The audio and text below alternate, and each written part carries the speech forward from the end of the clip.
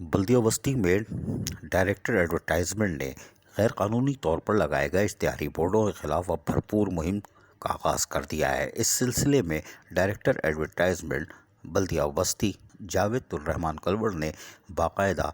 SSP central کو ایک خط لکھا ہے، جس کا نمبر 18/2021 3 اگست 2021 ہے، جس میں انہوں نے بتایا ہے کہ سپریم کورٹ کے احکامات پر آج رات بلدیہ وسطی میں 11 بجے کے بعد سے باقاعدہ مہم کا آغاز کیا جا رہا ہے، جس میں غیر قانونی طور پر لگائے گئے اشتہاری بورڈوں کو جہاں اتارا جائے گا، وہیں ان کے خلاف ہم عملی طور پر کارروائی بھی عمل میں لائیں گے، یعنی FIR بھی کٹوائیں گے۔ اس سلسلے میں ریموول میں ان کو پولیس کی شاید نفری درکار ہوگی، اس لیے انہوں نے SSP سینٹرل کو باقاعدہ خط لکھ کر آگاہ کر دیا ہے، اور یقینی طور پر اب بلدیہ وسطی اپنے ریونیو میں اضافے کے لیے کاموں کا آغاز کر چکی ہے۔ وہیں پر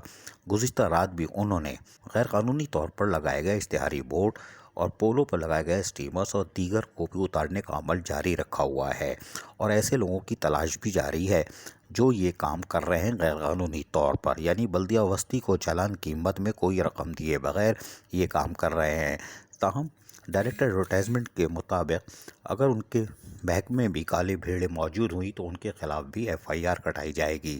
یا جو لوگ اس غیر قانونی کام میں ملوث ہیں ان کو بھی نہیں بخشا جائے گا،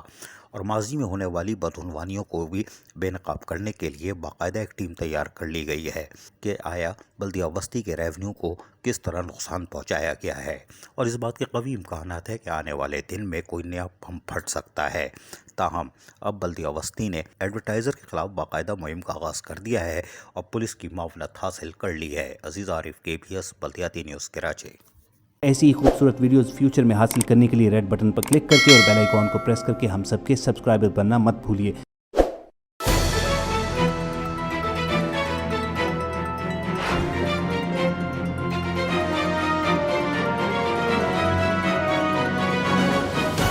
KBS بلدیاتی نیوز۔